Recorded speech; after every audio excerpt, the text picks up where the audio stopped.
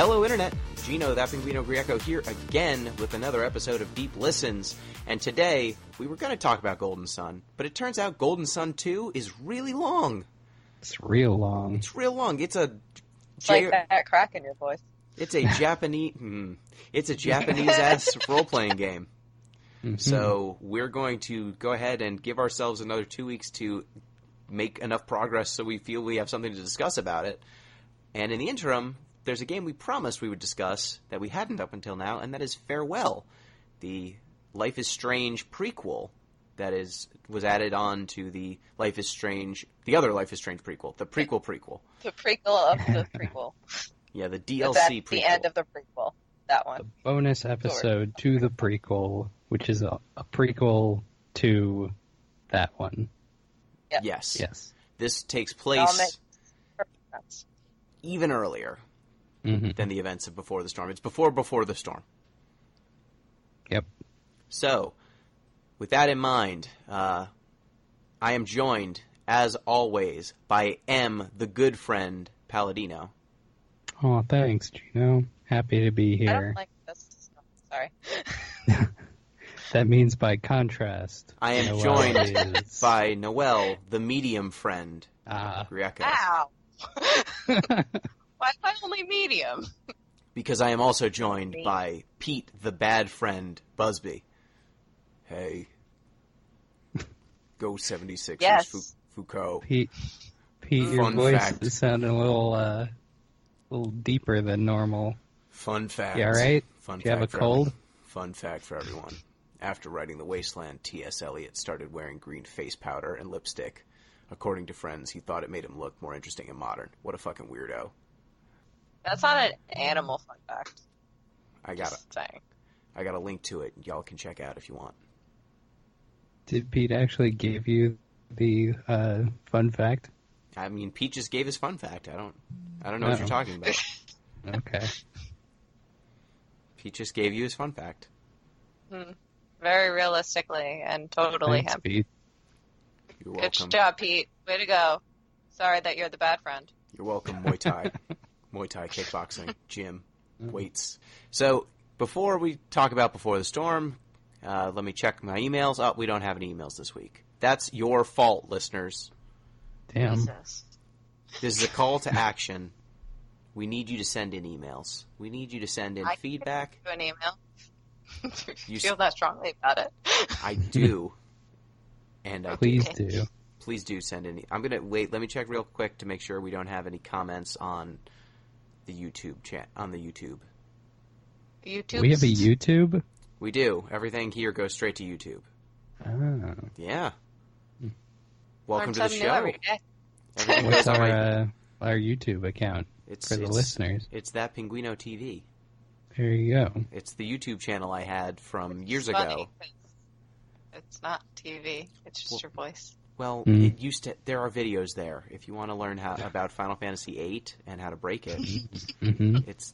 That's where you do it. But also we're on Spotify. We got a bunch of things, but we don't have emails. So you should do that. Go ahead, write in. So, since we don't have emails, time to discuss Life is Strange, Before the Storm, Farewell. Fucking Life is Strange. Exclamation point. Question mark. Emotions, I hate them. Thanks, Pete. Thanks, Pete. I did not get that. That was supposed to be Pete. I'm sorry you don't recognize his voice. Oh, yeah, it's just been so long that we haven't talked about this. He probably has a cold. Yeah, I have a cold. Okay. Oh, okay. It all makes sense now. So, why don't I explain what happens in Life is Strange Before the Storm? And we'll it's a prequel. It's just like Life is Strange, except in the first game, you could rewind time. In the second game, there was a backtalk, or the prequel, there was a backtalk mechanic where Chloe kind of had to talk her way out of tough situations. And then in this game, there's no mechanics of any kind. It's just dialogue. Yep. It is the truest of quote-unquote walking simulators. Even the choices aren't really impactful. Yeah. They're not real choices. Because they say, do you want to do this thing? And you're like, yeah, I want to do this thing. And then Max is just like, nah, let's do it later. Exactly. So this game takes place on the last day that Max and Chloe are hanging out before Max moves to Seattle from Arcadia Bay. And Max, since she is a bad friend, has been not telling Chloe and has been hiding the fact that she's moving away any day now from her best friend in the whole world, foreshadowing what she would do shortly thereafter to Chloe. Yep. And the game starts with Max helping Chloe clean her room because her mom wants to give away some stuff. What did you think about the room time? Anything? I thought it was an interesting way of, like, gamifying the, like, walking around and looking at everything in Chloe's room. Having it be, like, Chloe's trying to clean up, so you go up to every single object and be like, should we throw this out? And then Chloe says no, and then you go and look at everything else. That was neat, because usually you were just, like, being nosy. Yeah, usually you're just being a creep. Yeah. Now it's on purpose, and she knows about it. Yeah. Yeah, and this time you're not rewinding time, like, doing it. Yeah, and Chloe this time is looking through a box, and there's a reason why she's not paying attention to you going through things, instead of just, like, smoking forever. Yeah. What did, I think my favorite of the objects you find is the Jawbreaker. Oh, yeah. Yes. That was so gross and so real. Yeah. I've never had a Jawbreaker, so I was expecting, like, a little tiny, like, lemon drop or whatever that is. Oh, no, they're massive. But it's, like, huge. It depends on what Jawbreaker you're getting. There are some that are, gobstoppers or things like that that are smaller and are meant to be had in one sitting. And then there are some Jawbreakers like the one they had started on, which you kind of have to be like a remora or something and just glom onto the side of it and just whittle it down day by day, minute by minute. It's usually like you get through half and then it's like, I'm done now. Yeah. Yeah. I've seen all the as they did. Yep. Well, yeah, but I mean, if they wanted to do it, they had to do it like that day. So that wasn't happening. Also, it was just like in her drawer exposed to the elements, like not even in a bag or something. It's fine. Jawbreakers aren't food. Does that not get like sticky and stuff though? Yeah, like it was in with clothes. I mean, it was in with clothes, but on the other hand, it's basically indestructible, and it didn't seem to be moldy. So it was probably fine. Think of that one. Yes. Well, I had Max lick it. Why? Why not? It's gross. Max deserves whatever she gets from that Jawbreaker. I mean, what happens when you lick it? Does she lick it, and then what? Chloe goes gross. Yep. Chloe has accurate as response. Any rational person would. She's her dad's still alive, so her emotions are intact, and she understands what right and wrong is. That's important. Her dad is still alive. We know that's coming. But at this point, they're still in their youth, innocent and carefree. Well, I found that in this game, Chloe's anger and impulsiveness provide a compelling foundation for later difficulties.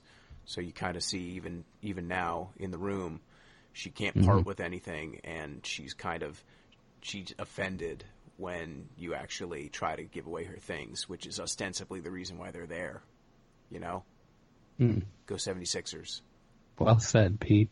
Yeah, good job, Pete. Very interesting point you're making. Yeah, so you can give away actual nothing, but you eventually find an old treasure map. Well, no, aren't you able to give away something and then instead Max takes it? It's like a shirt. Like, doesn't she decide on I'm gonna throw out the shirt, and Max is like, no, I'm like, enabler. Yep.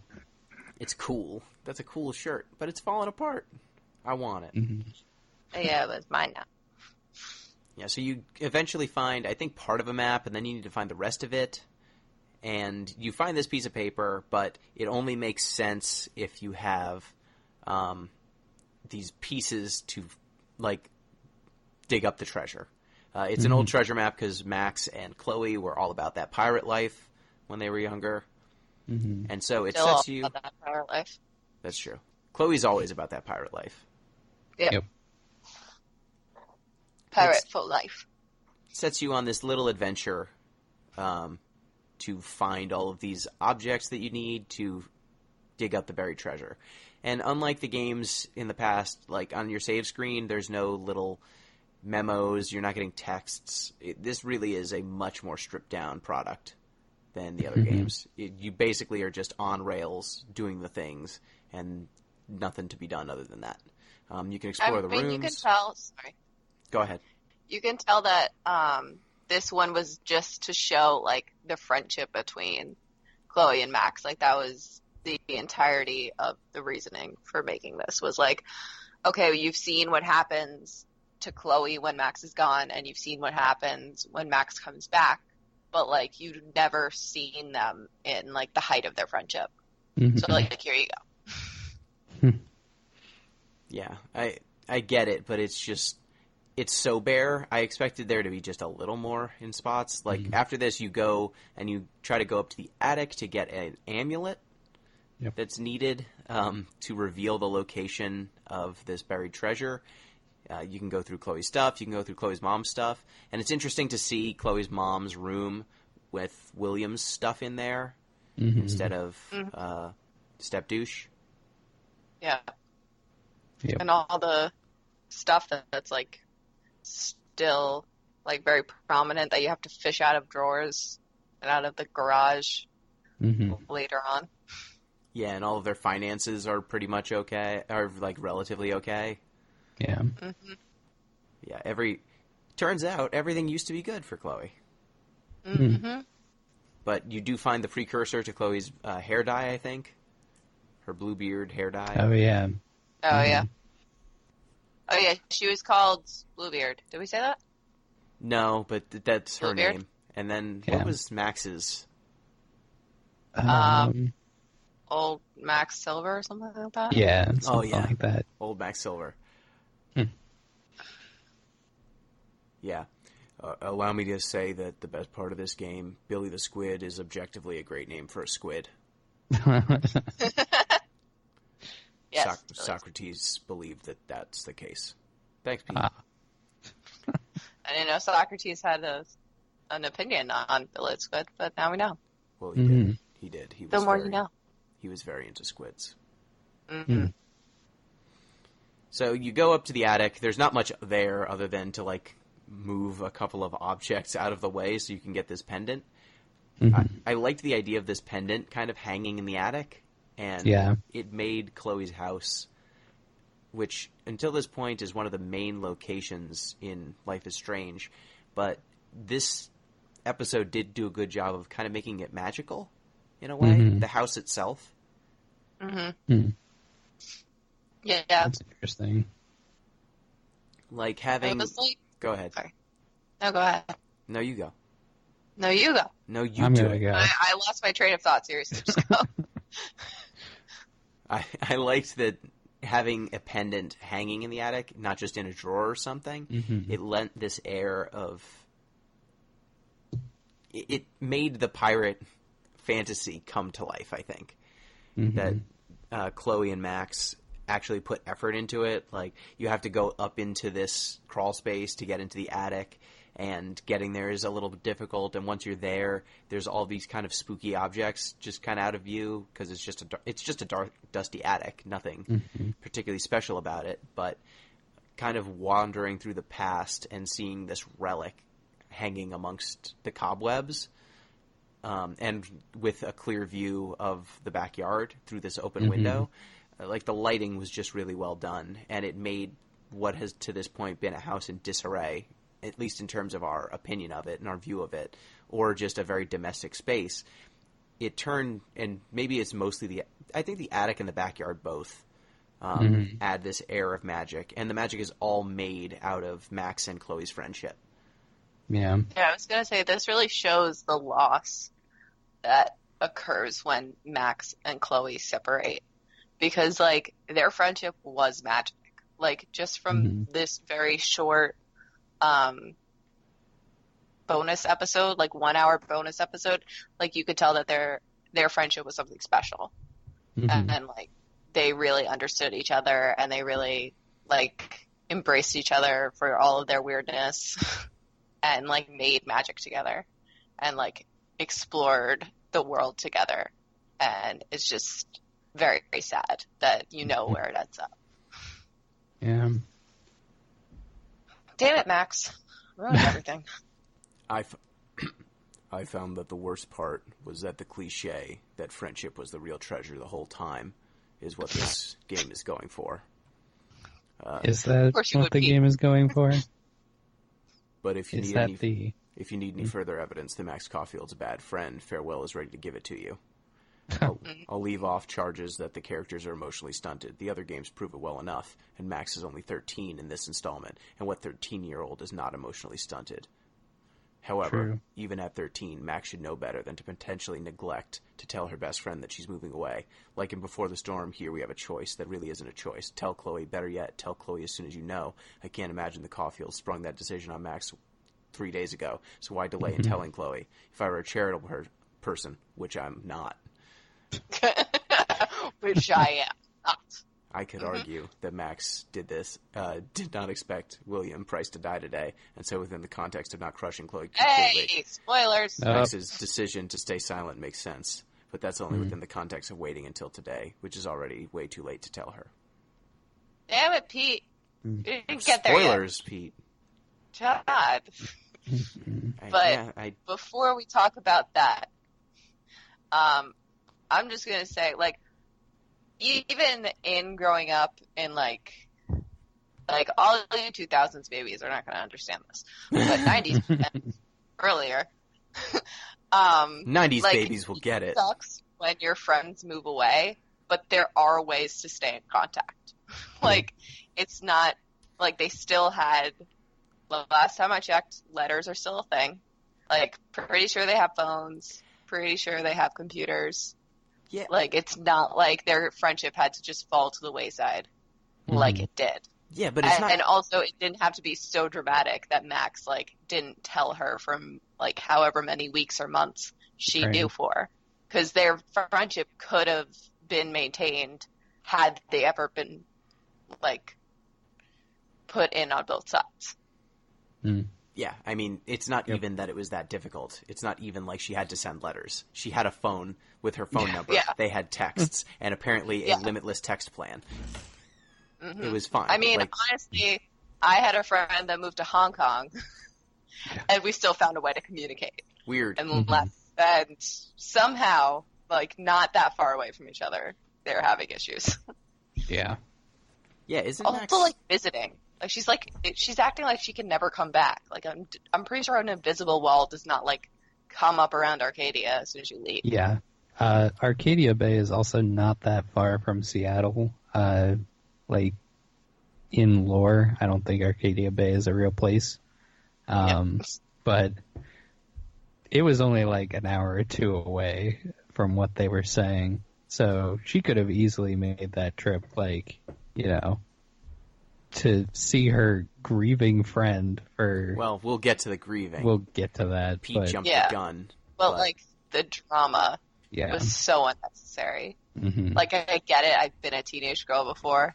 Like, it's dramatic, but, like, it's not this. Yeah.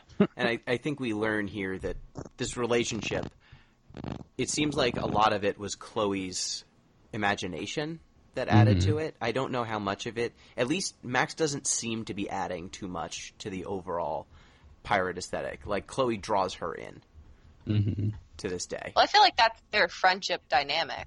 Max is soft-spoken, like, she interjects funny things sometimes, but, like, Chloe's definitely the leader of the two that takes charge and, like, actually has firm opinions on things. Yeah. See, Alpha. Exactly. Yep. And once you get... Actually, not even be beta. Yes. Once you get the amulet, I believe you'd need to get tape from William's garage, and you can kind of see the garage before David happens to it. You can see all of William's stuff. And you tape the amulet to the front of this telescope. You go into the backyard where Chloe's doing pirate stuff, and you can take pictures of Chloe posing, because that's what Max does, because even then she was a poser.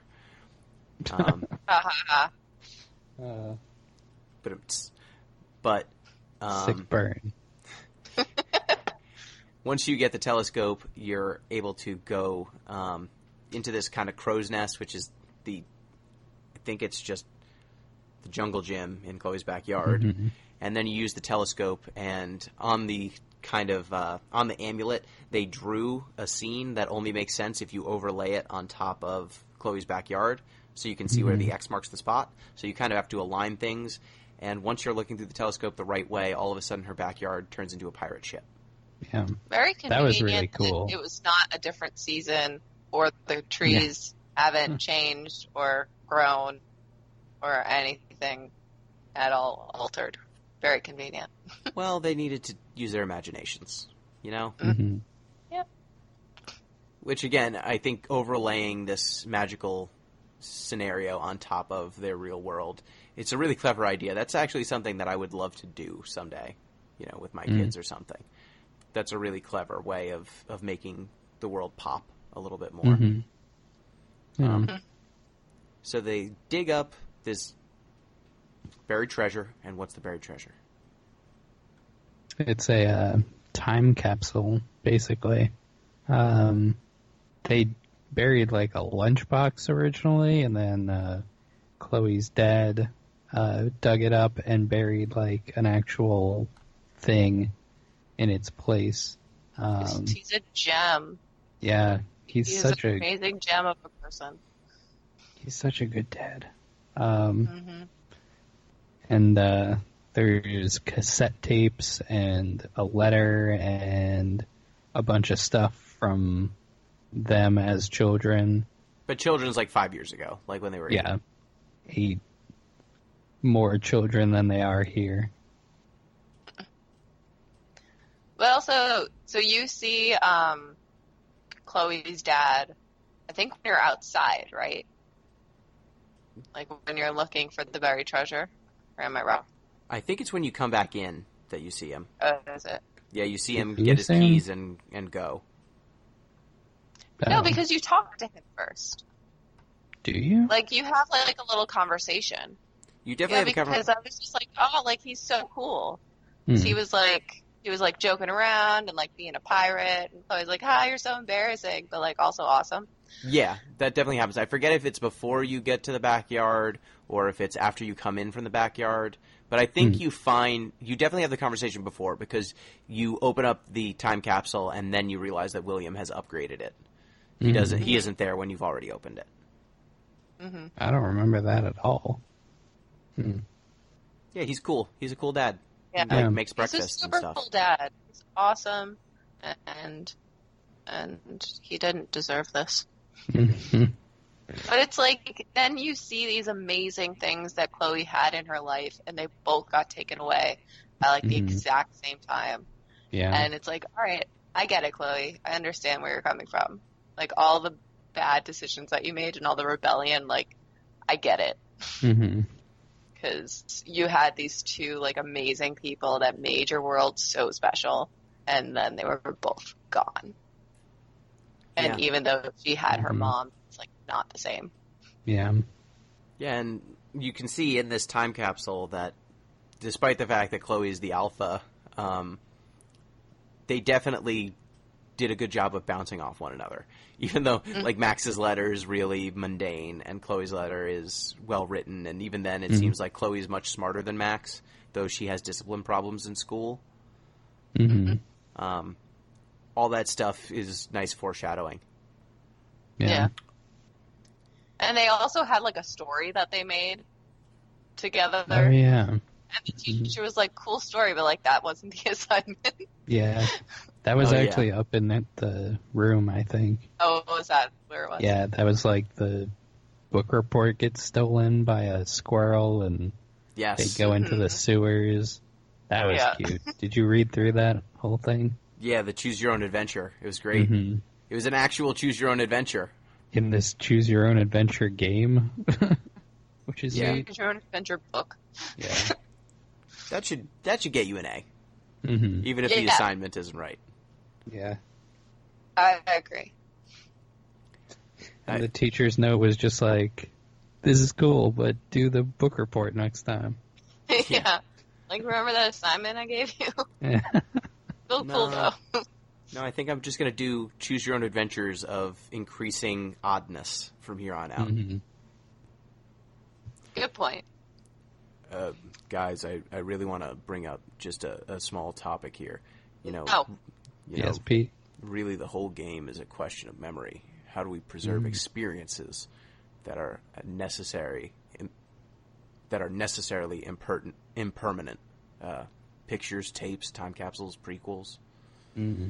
A meditation that works best when viewed from the future, in other words, from a perspective of greater information, which would be an instance of dramatic irony for the literarily minded. To that extent, a time capsule is an interesting device. It presupposes a certain continuity, such that the time capsule, when rediscovered in the present, will make sense in the manner the past intended.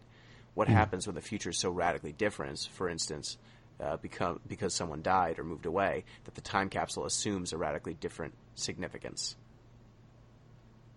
Isn't that just life? Yeah. I mean, life continues moving, and the things that were significant when you were a kid, their significance obviously changed because your experiences change and you evolve as a person. And once it was preserving this great memory, maybe it's looking back on like a time that's really hard for you. Like, it's all about how your present mind takes in that memory. If that makes sense. Yeah, I think that just having this time capsule, you definitely can contextualize and gain more insight into who Max and Chloe are. But as a practical just tool, having William's voice on a recording and having some of those objects... I forgot. Okay, sorry.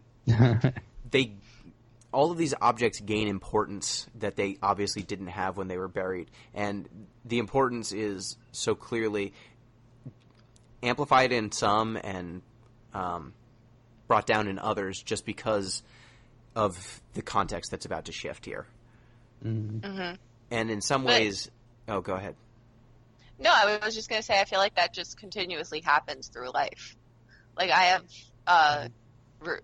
recorded voicemail on my phone of like Papa saying happy birthday or like just hi. I don't even remember what it says, but like it went from like, oh, I'm gonna keep this because it's cute to like, this is the way I can hear his voice again. So like no matter what, as soon as you preserve something, the meaning will change as you look back on it.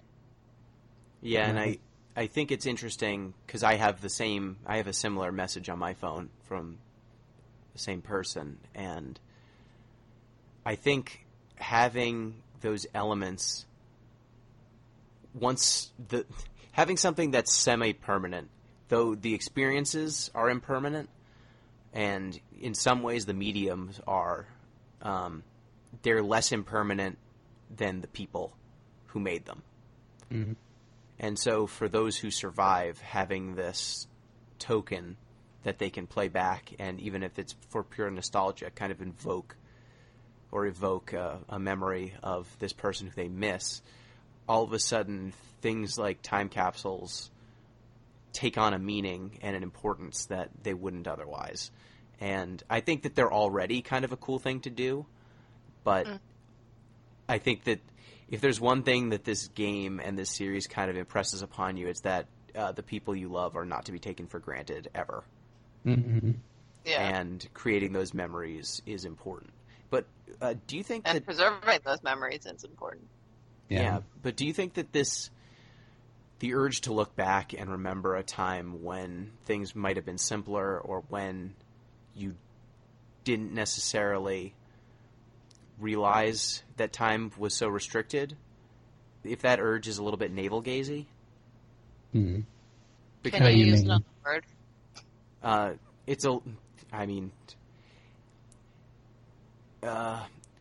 You're looking. I can't be the only one who's never heard of navel gazing. It's just like staring at your belly button. Like you're accomplishing nothing. Like literally gazing at your navel. Self-indulgent. Self-indulgent, masturbatory. Mm-hmm. Yep. All right. Like you're doing something for pleasure and nothing else. Mm-hmm. Like it feels good. It might put you in a mental space, but is it allowing you to grow? Is it helping you progress as a person, or is it just seeking comfort in the known? Right. Well, is that a problem? Like, I feel like you can look back and seek comfort, and it doesn't have to be like just entirely self-indulgent. Like, maybe it's just something that will bring you happiness, but it doesn't have to be selfish in a way that you seem like, I mean, at least like based on the context of what you're saying, it sounds like that's what you mean. I don't think it has to be negative. I just, I wonder what the exchange is. I think that actually Before the Storm kind of complicates this reading too, with the flashbacks to William that happen throughout the game. And William constantly says, he says towards the end, maybe I wasn't the perfect person that you remember me as. And because I died before you got to know me as a real, full human being, you get to have this perfect image of me forever. And holding up that person who was cut down before you really got a chance to know them fully can be warping to one's perceptions of other people they meet in the future. Because Chloe has this image of her father that will never change, and like we can see in this time capsule, the memories that William has created for her reinforce that initial perception to such a degree that she has a hard time trusting other people. She judges everyone against an impossible standard of this man that she didn't fully know. And constantly looking back on that reinforces it. No, it's just, I think that this game kind of gives you the nostalgia, but then Before the Storm, at least, kind of complicates that by kind of having these people in Chloe's life that she builds up and gets to know and maybe doesn't get to know fully and then takes them away. And so it kind of leaves her stunted. But that's also what happens in the original game. Like, their friendship is all nostalgia, and then it becomes a very grim reality when you're actually brought back to the present and, like, their friendship now. Because it's like, yeah, you can visit memory lane all you want, but, like, the reality of the fact is, like, Chloe's in love with a girl that's dead. Like, and I don't know. I think that they have a more, they kind of break the like nice pretty picture in all of the games of their nostalgia and their friendship. Yeah. Definitely for each other, but I don't know if they do it with William. And that foundational trauma, this game and all three of the games really present that singular event as impacting Chloe to such an extent that all the rest of her life kind of flows from that. But I don't think the first one would do that because it's not from Chloe's perspective. Like, they wouldn't address William as much because the person that was really affected by William was Chloe. Right. And Max didn't have that even though they were, like, connected, they weren't that connected. Yeah. It's ancillary to, like, Max's story. Yeah, I guess you don't really see it until one of the later episodes when Max kind of tries to go back and save William's life. Right. Because she thinks that saving William will kind of save Chloe. Spoiler alert, doesn't work. Time travel fucked up. Don't do it. Yeah, it's all monkey paw. All of it's monkey's paw stuff. But then after you dig up the time capsule, Max finally gets around to trying to tell Chloe the truth. You can you can pick the option to tell Chloe over and over and over again, but Max will never do it. Max is like, maybe later. Yeah, Max, ruin everything. Yeah. But once you actually try to tell her, Chloe already knows, because Max's parents aren't bad friends to Chloe's parents. So Chloe's known for days and was wondering when Max would tell her. But Chloe isn't especially mad. She just kind of wants Max to stay in her life. Super chill about it. Yeah. Like, if that were my best friend and they were just keeping that from me for weeks, like, I would have been pissed. And she's just, like, totally chill about it. She's like, it's cool. Like, we'll see each other. We'll write. We'll talk all the time. Everything's fine. Mm-hmm. Well, Chloe also wanted not to... like, maladjusted Chloe of the future. Right. Chloe also mentions that she just wanted to, like, have that one last day to not worry about it. So I don't think Chloe was, like, pushing her to say anything. But then when it comes down to it, she's like, yeah, we gotta face this. So... Yeah, and I think to a certain extent, Chloe thinks that they're going to have a longer relationship, you know, that Max isn't going to ghost. So if you... No, I mean, if you assume that your friend who's going to move like an hour away is just going to stay in touch with you, then her not telling you sooner is not necessarily a big deal. And Max makes promises that they're going to talk and they're going to see each other. And so if someone was moving just a few hours, like an hour or two away from me, I would expect we could hang out on weekends. Like we could, heck, once we grow up, you know, and get cars, or you know, if I don't think Arcadia Bay has a train. There's probably a train that you could go from Arcadia Bay to Seattle. That's not unreasonable to think that like one Washington City with a train track goes to the hub in the city, you know, in the state. So there's probably a way for them to see each other, but Max just ghosts. So Chloe's definitely being more mature, but I don't.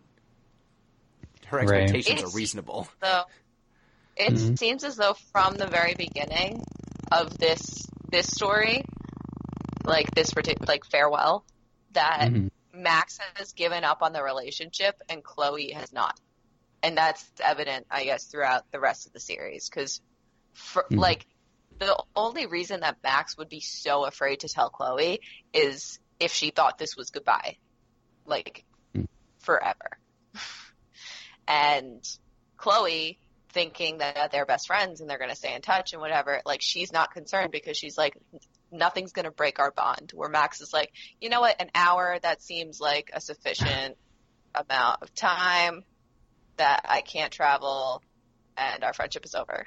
The end. Texting is just so annoying. Phone calls, also annoying.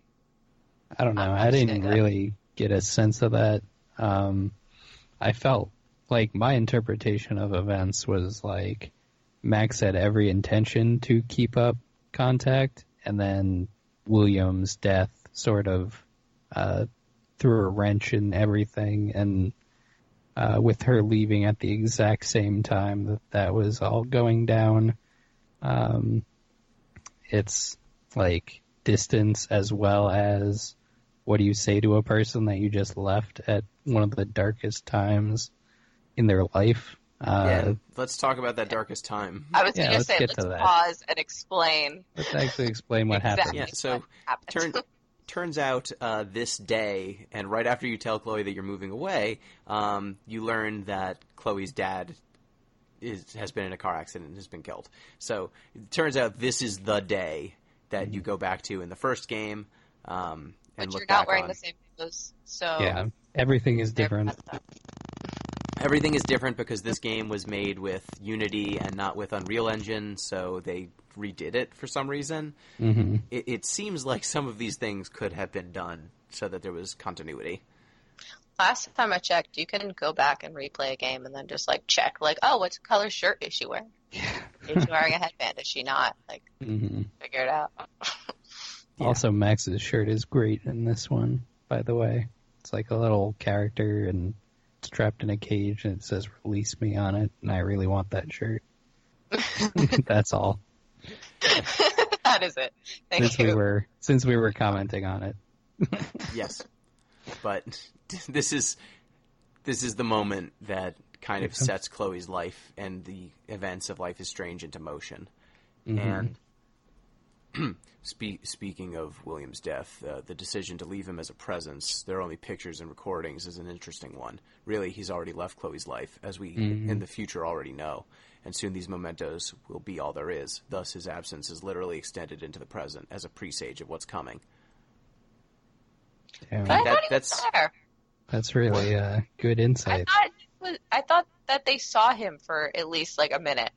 They do. They see him. I think he's like cooking breakfast when they come down, and they talk for a bit. I don't remember seeing that. And then he like goes, I don't know picks if. up keys. I don't know if there's like a different choice that I made at some point that I missed that. Maybe he didn't go into the kitchen because there's nothing to do in the kitchen. Maybe. I mean, if I had seen him in there, I would have talked to him, but... Nah, you seem fine. You don't appreciate what you have till it's gone. Oh, dear. I thought he had already left the house, like, hours earlier, and this was them, like, hanging out while he was out picking up Joyce. No, I remember seeing him leave. Yeah, I thought they, like, had a conversation. I thought he came out when they were, like, pirating. You definitely have a conversation with him. There was a recording, like there was a cassette tape. Yeah, but I thought I don't know. I feel okay, guys, also, we played this game like a month ago. Yeah, and I also, in the interim, I've played the whole first game, and I remember how this scene goes in the first game. Yep. So it's intermingling my memories from those two, I'm sure. He's definitely in the first game. I've played it recently. Why don't you email us and tell us what happens? Yeah. I'm not going to replay. You remember? Help us parse this. Speaking of memory, for the game itself, as an effort memory, it only works as a prequel. Were this game presented alone, it would be boring. I'm not sure how to feel about that. On the one hand, the game is, in fact, a prequel, so why complain? But on the other, I don't like the idea that the narrative is uninteresting on its own and only works as part of this larger history. But now we're into the question of text and the differences between a chapter or a story, and there be monsters. Just like Joel Embiid, star center of the 76ers. Wait, but Pete? Yes. Are you referring to the game, like this chapter in the game? Like this, like, bonus episode, or the game before the storm? I'm referring to this chapter, this final chapter, because it extra only works as a prequel. The other one, Before the Storm, is kind of an interesting contained narrative on its own, but this one's not. It's just not. It's so thin. It's barely a story. All right. It's barely a story. Thanks for Thanks, Pete. Thanks for the clarification, Pete. Adorno. Yeah, so I think that this prequel, like, I prefer when prequels kind of make sense on their own, and this one, it tells a little story, but it would mean so little. Like, this game holds up, like, not at all if you didn't play the other games. And it really is. I think the developer said that this was supposed to be a love letter to the Chloe and Max relationship, so it kind of makes sense that it doesn't hold up without playing literally everything else. But it feels like fan service that, you know, there's some fan service that's really good, like high quality. I believe in, like, Mass Effect 3, there's some downloadable content that's like especially good and calls out stuff that happened before. I remember, I mean, even prequel stuff like the Final Fantasy VII prequel, like that movie that they did. The Crisis Core, that was really good. Oh, Crisis Core is just that's better than Final Fantasy VII. But I mean the movie. Like, the movie's pure fan service, but they at least, like, I don't know. I think that the story that they're telling there, they kind of understood what the cool parts were. Mm-hmm. Whereas here, we're mostly just spending time with these two kids, and we see them interacting, but this was not the part of Max and Chloe that I wanted more of, necessarily. Right. What would you have preferred? Probably, because it ends with William dying, and then a sad song, and then a montage of Max leaving, and then never calling again, basically. Oh, yeah. By the way, just to, pause that for, one quick sec. Yeah. So, he dies that day that they're having all their fun. So Chloe's idea of having one more day of carefree childhoodness, whatever, that goes right out the window. Well, no, she gets literally one last day. Yeah. Yeah, but I'm saying, I'm pretty sure that day has now been dampened. Mm-hmm. I don't think it's all sunshine and rainbows anymore. Yeah. You don't think they got ice cream after that? It's now remembered as the time that her best friend is leaving and her dad dies. That is probably not the best memory that Chloe has, I would say. I don't think she would put that in the time capsule. Yeah. But then montage happens. They're at the funeral, and Max leaves. Max and her parents drive away. Drive away with their full car, all stuffed with their things, from the literal grave of that was real weird. Yeah, real weird. I don't know what adult would make the decision oh, your best friend's dad died. Yeah, we're gonna just leave from the funeral because we can't wait another day. At a hotel, maybe. No, that's unreasonable. Really, right from him getting buried. My biggest problem with this, for as thin as some of it is that it didn't need to be another gut shot at the end of it. Yeah. It would have been fine if it was just Max and Chloe hanging out and, the good times they could have had. I would have liked kind of the montage that happens at the end of Before the Storm, where it's kind of this happy moments, and they've got a song that's about friendship and, hanging out.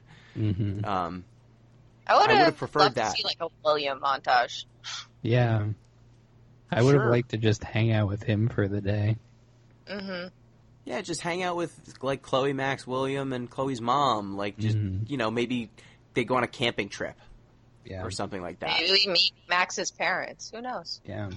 And this is where I think the constraints of this game, because they were reusing assets all over the place, kind of crops up, because the only new environment in the whole game, I think, they changed around some stuff in the garage, but the only new environment is the attic. So most of this stuff is just repurposed from from Before the Storm in some ways. So I think that they probably didn't. This was clearly not budgeted to have a bunch of new environments and new models and stuff. Right. But I would have liked just a nice happy story. To see their friendship. Maybe you can do the exact same story and just not have it be the day William dies. Yeah. Yeah. You also don't need her leaving from the graveyard. From the funeral. Yeah, you don't need to play a song named Black Flies.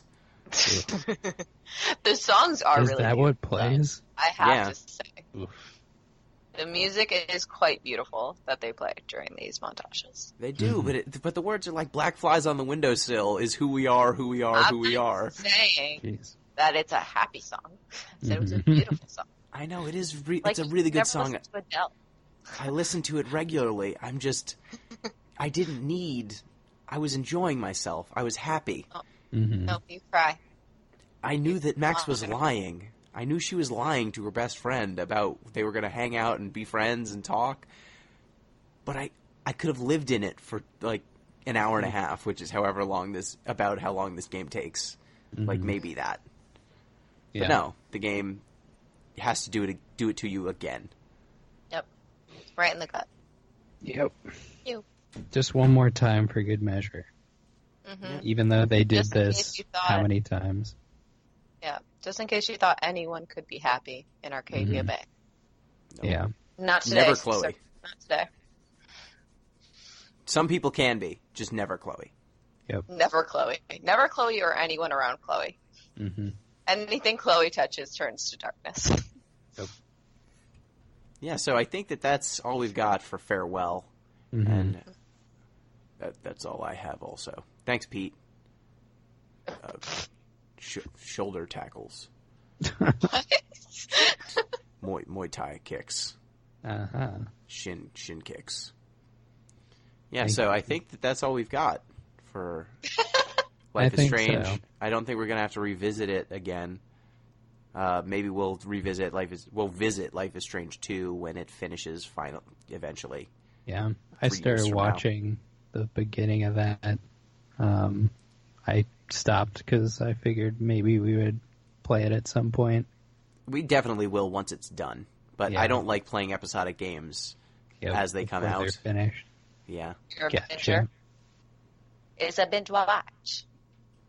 It is. You binge one episode, and then you wait a week, and then you binge another. Yeah. Yes, exactly. Oh, hello, anyone? I remember. I got it. Okay, thanks. Yep. Anyone else got it? Good job. I was forgetting if it was Oh Hello or if it was another Nick Kroll show. I mean, could have been either. I thought it might be Big Mouth. I was going to say, did you think Big Mouth? Yeah. But yeah, I really enjoyed most of Life is Strange. I think this, of the 3 Life is Strange things we've played, this was definitely the worst. Yeah. But just seeing... Where's your ranking? What's the ranking? I think it's the original. Individually. M, go first. If I had to rank these 3, it's probably the first, then Before the Storm, then this one, in order of best to worst. I concur. Yeah. I agree. I think basically everything has decreased in quality, though I think Before the Storm has its moments, and I think that the Chloe-Rachel relationship is really strong and well done, especially towards the end, like once they start hanging out more and more. But I think You mean after that second day? Like episode 2 on. Episode 2 on, I think, is really good. After they meet. Yeah. But once you get to Farewell, it's just a pretty precipitous drop. Yeah. Like, I think they lingered on this story for, like, a little bit too long. I think I don't think this episode had to be, like, made at all. But I don't know. It'd be interesting to see where they go with 2. Like, with a fresh, outlook and all.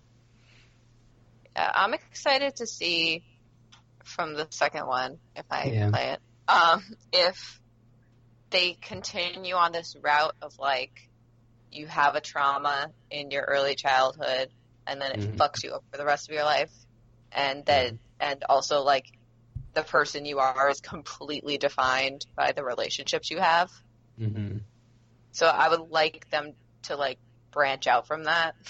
Yeah. And not just be like, we're going to focus on trauma. Like, there can be trauma that happens when you're older. Like, it doesn't have to be a childhood thing. Also, trauma doesn't have to define you. Yeah. And also, your relationships don't have to define you. You can define yourself. Yeah. Grow as a person. Yeah. Yeah.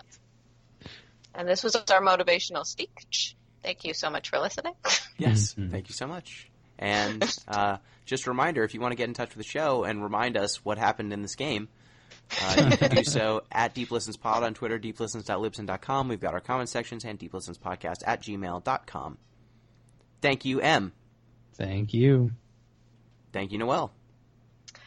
Thank you, guys. And also, Gino was Pete the whole time. Ha! Whoa. Hey. What? Thank you, Gino, Pete. is this true? Thank you. Thank you, Pete. Go 76ers. Pete was a lie. Melville. I feel deceived. It was me. The whole time, guys. Mask off. Okay. All right. Well, on that note, thank you everyone for listening. Till next time. Peace.